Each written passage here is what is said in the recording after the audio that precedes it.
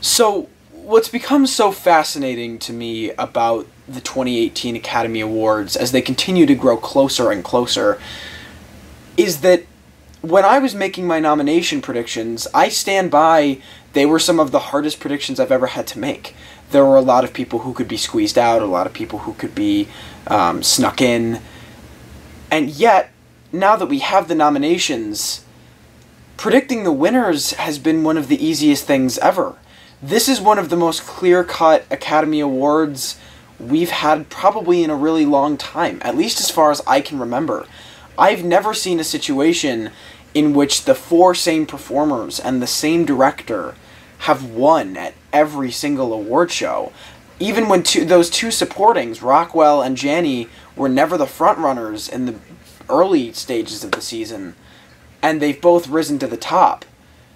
We've never seen anything like this, really, and it's made predicting the winners far easier than I'd like to, because I miss having that surprise and, elements of going into the Academy Awards, maybe being unsure about certain categories, and that's not necessarily the case this year, with the exception of one category, and that's Best Picture. And that's why I'm talking about it in this video. I feel that's why it's important to talk about this category, and that's why I have not made my winners' predictions yet. There was a time, not terribly long ago, where I thought this category was a complete toss-up. I had no idea what was going to win. You had movies like Get Out and Lady Bird, which people thought had real contention. Even Dunkirk, which I never concurred with, but a lot of people had believed that Dunkirk stood a real chance of winning Best Picture. But those have almost moved to the background now. We've found ourselves in one of the tightest one-on-one races in a very long time. Every time you think about one point leading or leaning towards one movie winning, there's another point that contradicts that and gives it to the other movie, and so far, and so on and so forth. And those two movies are The Shape of Water and Three Billboards Outside Ebbing, Missouri. Those have become your two frontrunners, far and away, for Best Picture. So I wanted to take a minute to analyze what each movie has going for it and what each movie has going against it, and how the other one may be able to surpass the other. I want to look at two specific things. I want to look at previous award shows that we've had, and I want to look at the nominations they both received, because both are very important, and both are honestly really interesting to look at. So in terms of past award shows, we had the Golden Globes, and Lady Bird took Comedy Musical as anticipated, but Three Billboards, that was the first time it really beat Shape of Water in a Best Picture category. However, I had predicted a while ago in, I think, my Golden Globe nomination analysis videos that Three Billboards would sweep the Golden Globes.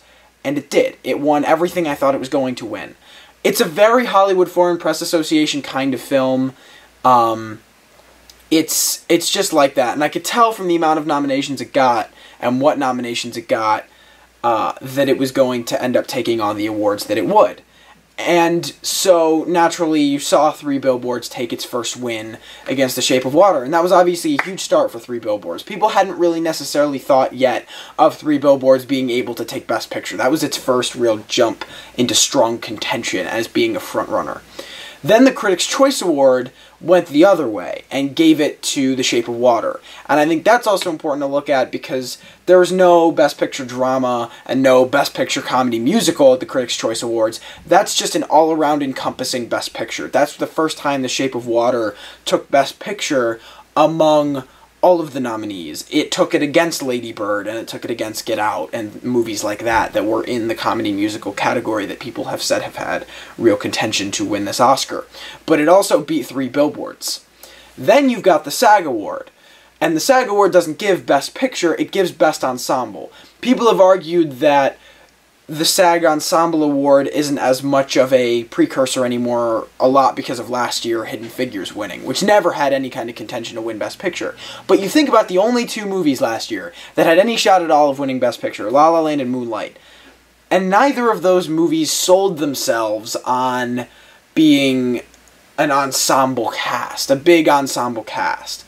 La La Land has 2 leads, and Moonlight has 5 leads. Neither of those movies were all about their big, giant cast. Hidden Figures was a lot about that. But La La Land and Moonlight were both about the writing and the direction and the visual flair of those films and the technical elements of those films. There was never really any contention, I don't think, for those two movies to win Best Ensemble. So I do think it's still important that Three Billboards won the ensemble. It shows that they've still got that momentum gaining, and they're still taking these award shows, and it did beat The Shape of Water, which had a pretty strong ensemble cast, too. I mean, yeah, sure, you run through the Three Billboards cast. You got Frances McDormand and Sam Rockwell and Woody Harrelson and John Hawkes and Peter Dinklage, and the woman who plays Woody Harrelson's wife. It's a big cast, but you also look at the Shape of Water cast, and you got Sally Hawkins, Richard Jenkins, Octavia Spencer, Doug Jones, Michael Shannon, Michael Stuhlbarg. Like, it's about an equal ground of ensemble cast, and obviously Three Billboards has been receiving more performance accolades. Frances McDormand and Sam Rockwell, both for the same film, have been taking over everywhere, which I think is also important to look at, because having frontrunners in two performance categories can elevate your movie even further and spiral it further into the top spot, because you've got more Academy voters thinking about that movie when they're awarding these two performers, saying, man, how great they are. Then they start going, man, that movie's really, really good too, and you notice more check marks under the Three Billboards name on the Oscar ballots. And so I think that winning ensemble cast is still a pretty big deal for Three Billboards, and getting that win over The Shape of Water.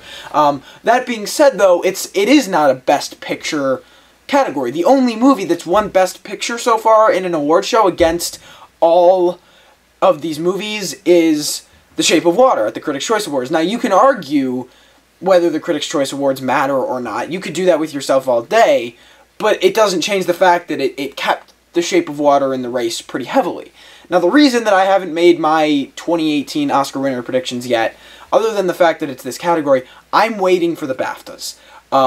I think if we see The Shape of Water take the BAFTA, then you've got even tighter of a race, and I don't know what I'm going to predict. But if Three Billboards takes the BAFTA for Best Picture, I think you can finally give the edge to Three Billboards to win. Now, with that being said, let me talk a little bit about the nominations that both of these movies received, because that's where there's most of the information to unravel. So to start out, a big lean towards Shape of Water is the fact that it received the most amount of nominations at the Oscars. It received 13, I believe. Now, you can argue that that means that's a really big thing for The Shape of Water. You can say that means Academy voters really love this movie. And that's absolutely true. The fact that it's everywhere, I think, is a really good sign for this movie. But La La Land also took the most amount of nominations last year and got fucked out of Best Picture, and Moonlight snuck in there after taking a couple big awards, supporting actor and screenplay, and Sure As You're Born, Moonlight won Best Picture. So, yes, I think that's a big deal, but I think a lot of people went into the Oscars last year with La La Land, cementing La La Land as the first place position because of its amount of nominations and how many it took, before realizing, well, it's got 2 in song, and it's, a lot of these technical categories, because your second place for most amount of nominations is Dunkirk, and I think most people agree that Dunkirk doesn't really have a shot anymore of being, or of winning Best Picture. I don't think that movie really ever had a chance, but I think any chance it has really been shot down. So, yes, that's important, but at the same time, most of those are technical awards, and you have to think about what it could win in those, and what it, whatever.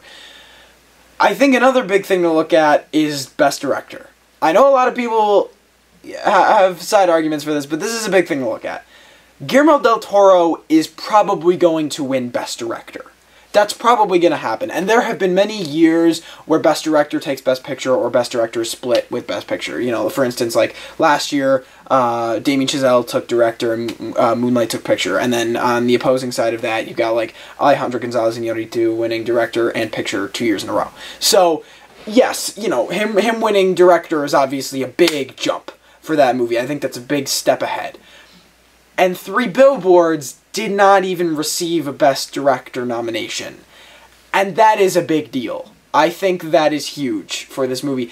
Now, it's not unheard of for a movie to win Best Picture having not been nominated for Best Director, but it's pretty rare. The last time it happened was with Argo back in 2012, and I know a lot of people say, oh, well, then that wasn't that, far back, but it's only happened a couple of times. It's pretty rare to see a Best Picture winner without even seeing it in the nominations for director. It's pretty hard to imagine this movie is the best movie of the year, but it doesn't have one of the best 5 directing jobs of the year. Like, that's hard to ravel your mind around.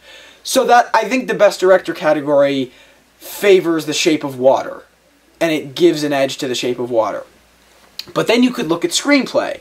And I think Three Billboards has a much better shot of winning screenplay than The Shape of Water. I honestly don't think The Shape of Water has any chance of winning original screenplay. But people have argued that original screenplay is a very tight category for the win, because I think you could see Three Billboards, you could see Get Out, or you could see Lady Bird taking screenplay. You could see Lady Bird taking it. They're going to want to award Lady Bird for something. And if it's going to get shoved out of supporting actress, then they might give it screenplay. Or the same thing with Get Out. When it inevitably misses out on Best Director or Best Leading Actor, maybe they'll want to give it screenplay.